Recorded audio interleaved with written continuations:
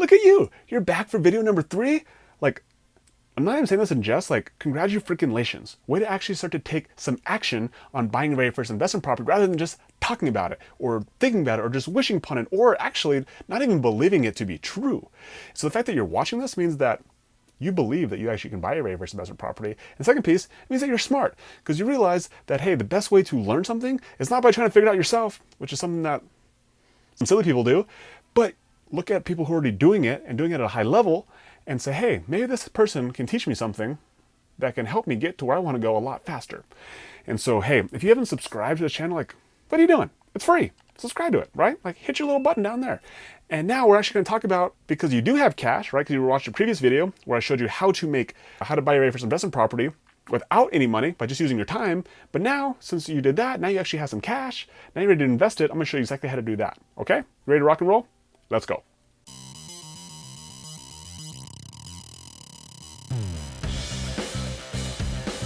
All right, so like I told you in the previous video, like I started out my real estate investing journey by not having any freaking money. In fact, I started in 2015 when I read Rich Dad Poor Dad. I was like, wow, like this book is amazing. It changed my mindset around everything around what I realized that I wanted for my life and around passive income. But it wasn't until 2019 that I bought my very first investment property. That's 4 years. So what happened in between was in 2017, actually, our business started to take off. And so I finally got some traction on my business and all of a sudden we started to make some freaking money. And we were able, over the next 2 years from 2017 to 2019, we were able to save up over $100,000 in our bank account. And then all of a sudden we had a different problem. Like we had all this money and we needed a place to put it. And so that's when I started to realize that, man, I still don't know anything. I don't know how to find good deals. And so I did things really, really sillily, right? I just went on the MLS and I found 2 properties where we put down $66,000 and then we put down $50,000 of just straight cash, homie, on those properties. And we bought investment properties that got under a 10% return. And it's not the way I recommend it. And with that being said, though, it led us to our third property, which is what I'm talking about today, is a house hack situation. And so we went and bought our primary residence as our third property rather than buying it as our first property. And so as long as you're open to moving, this is one of my favorite strategies, is doing a house hack strategy. And so what is a house hack? A house hack is where you buy a property that has multiple units. So in this case, we had a mother-in-law suite that when we bought it, our intention was that we were going to rent out the bottom half or the mother-in-law suite of the property, which was going to cover our mortgage, or at least get close to covering our mortgage. And then we would basically get rid of our biggest expense and turn it and wash it out because we're going to have renters pay our mortgage. And we're going to buy an investment property, which is really, really cool because when you are a primary homeowner, you get the best financing terms, right? You get to put the littlest amount down, so you can put down as little as 0% if you get a specific type of loan, like an RD loan or a VA loan, or you can do an FHA loan, which is very popular, just 3.5%, or you can just do a conventional loan, which is like 5% or 10% or 15%, right? There's all these different options depending on how much cash you actually have. But you're gonna get the best interest rates and the lowest down payment. Now, how do you know exactly if you are able to do a primary loan? Is you go to the bank, right? You go create a relationship with the lender. So a lot of times you might already have a relationship with the lender, or if you don't have a relationship with the lender, go create a relationship with the lender, because these people are going to be the ones who actually give you the blueprint of exactly what you need to do in order for you to get one of these amazing loans, okay? And so a lender is going to look at a couple things in order for them to qualify you. The first thing they're going to look at is actually your purchasing power. So your purchasing power is going to determine how much of a house you can actually qualify for. And they're going to base this based on a few numbers like how much income you make, what is your debt to income ratio, what is your credit, and how much cash reserves do you have in the bank. So they're going to use those 4 things to basically develop your purchasing power. And basically purchasing power, you have a really good idea. It's like, are you able to qualify for getting a primary home? If yes, amazing. If not, well, now you know exactly what you need to do in order to put yourself in a situation to where you can, okay? And so now you understand that your purchasing power, now you're going to go out there and actually going to go find a property, right? Which is really cool. And so the way I'm going to show you is you actually can use MLS. You can go on market and still find good deals, because the strategy I'm going to show you allow you to get creative on the back end rather than having to get creative on actually going in and finding an amazing deal where you have a super deep discount in order for it to make sense. Okay. Why would you want to start by buying a primary home? And what's the difference between buying a primary home that's just something that you live in versus something that actually makes you money or at least covers some of your mortgage? Well, if we go back to Rich Dad Poor Dad, he talks about the definition between a liability and an asset. A liability, it takes money out of your pocket every single month. Where an asset, it actually puts money in your pocket every single month. So the definition of a home for most people is it's a liability. Even though that home might appreciate over the course of time, you're totally right about that. However, every single month you're making a mortgage payment and there's no line item called income that's coming in that covers that mortgage, which means that every single month it actually is costing you money, which means if you had no income coming in and you weren't able to pay that, your house would eventually go away and it's no longer your asset anymore. So how do we change that? How do we flip that around? How do we take what most people think of as their biggest investment and how do we actually make it cash flow? How do we actually make it turn into a asset rather than a liability every single month? And that's by using the strategy we call the house hack. Is we find a 2-unit, at least 2 units, could be 2, could be 3, could be 4, and we have a mortgage, let's say $2,000, and we live in one side, and then we rent out the other side for, let's say, $2,000. Or even if we go and rent the other side out for $1,500, now you go from losing $2,000 a month to only losing $500 every single month. And so when you look at it from that standpoint, you realize that the house hacking can be one of the best strategies ever. Also, you can also change your strategy on what you do with that other unit from just being a long-term rental, where you're going to get the smallest amount of income, where you can turn into a short-term rental. Maybe not only now are you breaking even, but now maybe you're actually making money. And so that's actually what we did in our primary residence, is we turned it into a short-term rental, and instead of us losing about $500 or $600 every single month, we were actually able to cover our entire mortgage just using our mother-in-law suite as a short-term rental. Pretty cool, right? So that's one of the strategies, is doing a house hack. Another strategy that we can also utilize is what I call the roommate hack. And so you can just buy a normal single family home, and instead of you taking up 2 or 3 of the other bedrooms, you actually rent out the other bedrooms and do the same concept, and you allow your roommates to help cover your mortgage. And now you don't need to even buy a 2-unit or 3-unit. You can just buy a single family home and rent out your other bedrooms. Pretty cool as well. A third thing you could also do is called what I call the hotel flip, right? And the hotel flip is really cool. It's really creative. Is that you go and you buy this home, and you can either do it on the weekends, you can leave for the weekend and you can rent it out on Airbnb as a short-term rental, and you can make your mortgage if you rent it out enough days doing that, and you can go stay in a hotel, or you can go stay at your mom's house, you can go stay at a free place, you can go camping, you can go live in your car, whatever you want to do, but you can basically use the money you make from Airbnb to put it towards your payment. And instead of you having roommates, or instead of you having to find a multifamily, you can just leave on the weekends, or you can leave for a week at a time, and you can basically make your payment that way. Another strategy people do is they'll go buy a house as a primary home, and let's say that you know that you can get a lot more for a short-term rental or a long-term rental in your area, and then you can go rent out a different place and you can cover the gap, and there's on what you rent your primary home out for versus what you go and you get a rental for yourself. And so that's another strategy you could use as well in order for you to utilize this primary financing as a way to get into your very first investment property. Okay, so we just got done talking about how to make your primary residence your very first investment property. But what if you don't want to make your primary home an investment? What if you don't want to actually move?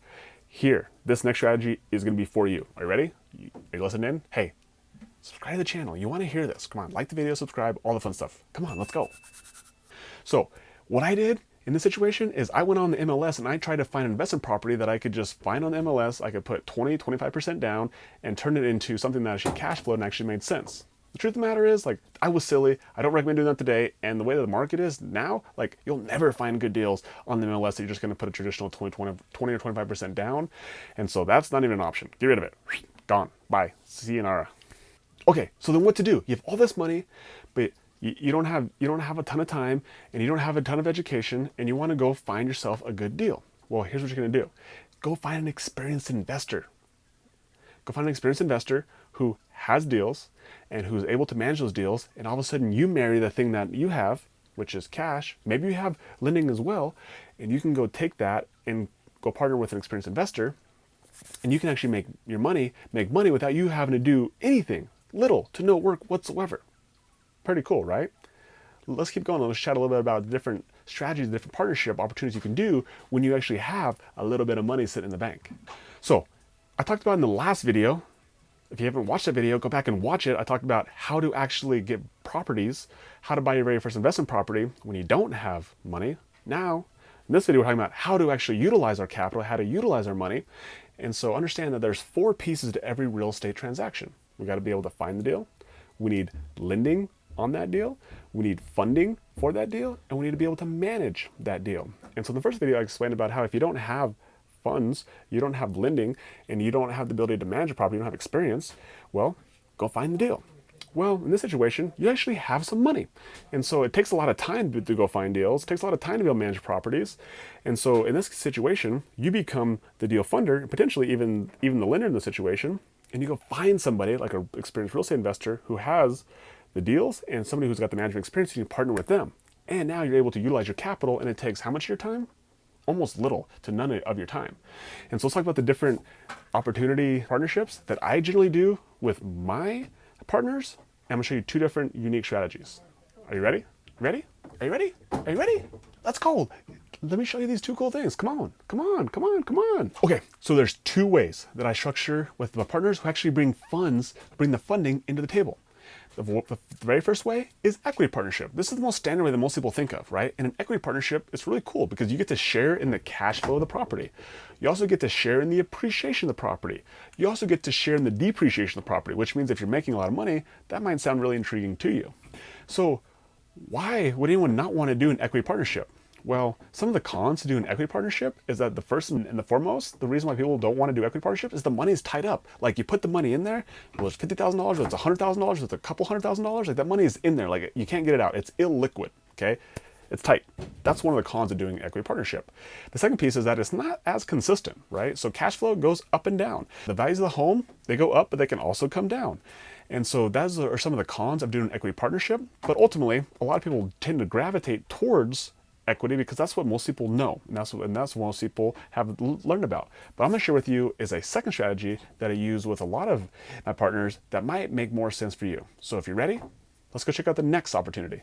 The next way that we structure partnerships is called a debt partnership. And so as a debt partnership, one of the pros of being a debt partner is that your return is guaranteed. So a lot of my debt partners, they're getting a guaranteed return of 8% or 9% or 10% or even 11% on their money, which means if they put in $50,000, they're going to get 10% of that annualized return. They're going to get a set amount of money every single month. No matter what the property does, they get a specific return every single month, which is pretty cool. Which means you can count on it, you can depend on it, and the amount of effort you put into it is nothing. You literally just wire the money. How simple is that, right? So that's some of the pros of it. Another pro of it is that the money is very flexible. So like I talked about in the equity partnership, how when your money is, as you're an equity partner, like your money's tied up, it's not going anywhere unless we sell the property or unless we refinance the property. Like the cool part about being a debt partner is that money is more flexible, which means that you're just like, hey, like I want to be able to use this money and I want to go like allocate it somewhere else.